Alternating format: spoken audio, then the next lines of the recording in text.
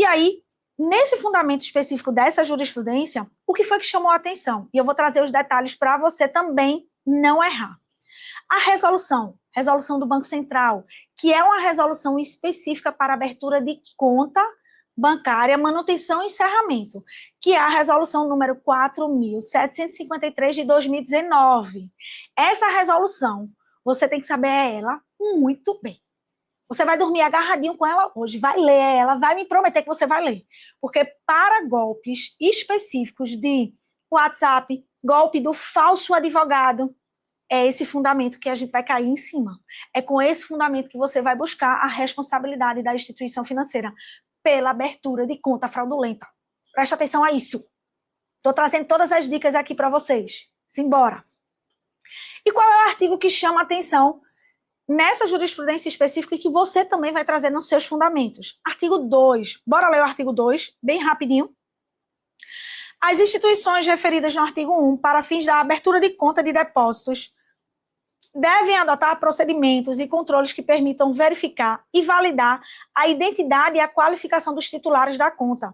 E quando for o caso de seus representantes, bem como a autenticidade das informações fornecidas pelo cliente, inclusive mediante confrontação dessas informações com as disponíveis em bancos de dados de caráter público ou privado. Preste atenção a esse detalhe. Por que eu estou falando isso? Gente, o banco ele tem que checar as informações se são verdadeiras. Quando ele fala de banco público ou privado, ele tem acesso ao imposto de renda, ele tem acesso a outras fontes de outros bancos que já têm conta desse cliente, ele tem acesso a banco de SPC, Serasa, ele tem acesso a vários bancos de dados que ele pode entender que aquela pessoa realmente existe, que é realmente aquela pessoa que está abrindo a conta, não é uma pessoa diferente, porque trouxe detalhes, que o documento que foi apresentado é válido, porque ele pode checar com consumidor.gov, com gov.br, quase que não sai, né? Tanta informação. Então, ele faz essa checagem e é obrigação da instituição financeira checar isso mesmo. É obrigação da instituição financeira checar, tá? Toda a documentação apresentada em uma abertura de conta. Então, o que foi que aconteceu? Olha o que é interessante. E eu vou mostrar para você trazer isso na sua petição inicial. Por que esse advogado ele foi tão esperto e ele conseguiu ganhar a ação? Porque o banco ele não mostrou como foi feito o procedimento de abertura da conta. E é esse detalhe que você tem que pegar. Beijo, Silvana! Cheiro, muita gente aqui, ó, vendo muito aluno aqui meu, beijo para todos, e quem não é meu aluno, beijo também, cheiro aqui da Pernambucana, simbora? Então, o que foi importante, ó, no entanto, o recorrente não se desinculpiu, ou seja, o banco, ele não comprovou o seu ônus de demonstrar a lisura no processo de abertura de conta e de que cercou de todas as cautelas exigíveis. Preste atenção a esse detalhe, o banco, ele não se cercou de quê? Das cautelas exigíveis. Então, é esse detalhe que você tem que trazer na sua petição inicial. Mostrar, perguntar, o banco, ele se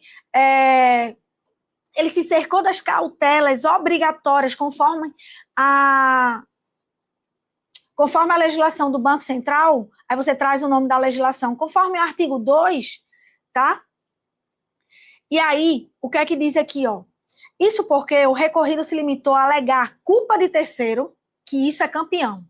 Chegou golpe, teve ato com o consumidor, o banco vai alegar culpa de terceiro. O banco vai alegar culpa exclusiva.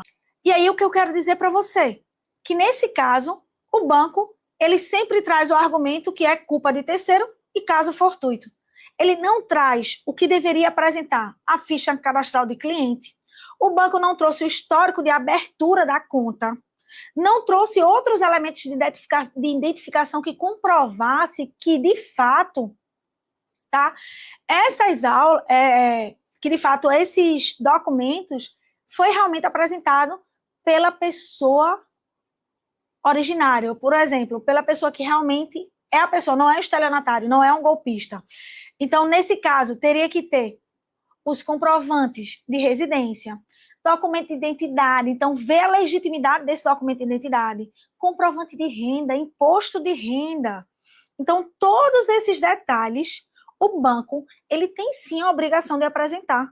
E ele não venha com argumento dizendo que tem proteção de dados, porque é informação que só pode ter acesso se vier de forma que seja solicitada através de uma decisão judicial. Não, não é bem assim que funciona. Quando a gente está falando de golpe, fraude, que um consumidor ele foi lesado, a instituição financeira ela tem o dever de compartilhar esses dados. E eu vou falar isso sábado, na aula do golpe do falso advogado. Por quê? Existe uma estratégia com o fundamento do marco legal, tá? Da internet, que você consegue pedir para que forneça IP, a máquina que foi feito o acesso, a localização, tudo. Por que, Jéssica? Porque é esse fundamento que você vai trazer no golpe do falso advogado, para pedir para que a instituição financeira ela traga todas as informações, para poder ajudar a solucionar aquela fraude sofrida pelo consumidor. E é isso que eu quero mostrar para você. É no detalhe que a gente ganha ação. Então, não perde essa aula sábado, tá? Que eu vou falar sobre o golpe do falso advogado. E lá eu vou falar do marco civil da internet e tem um fundamento muito interessante em cima dessa legislação e já tem jurisprudência. Jurisprudência de onde? São Paulo, meu povo. Espero vocês sábado para compartilhar essa jurisprudência. Tá certo? Então, bora lá.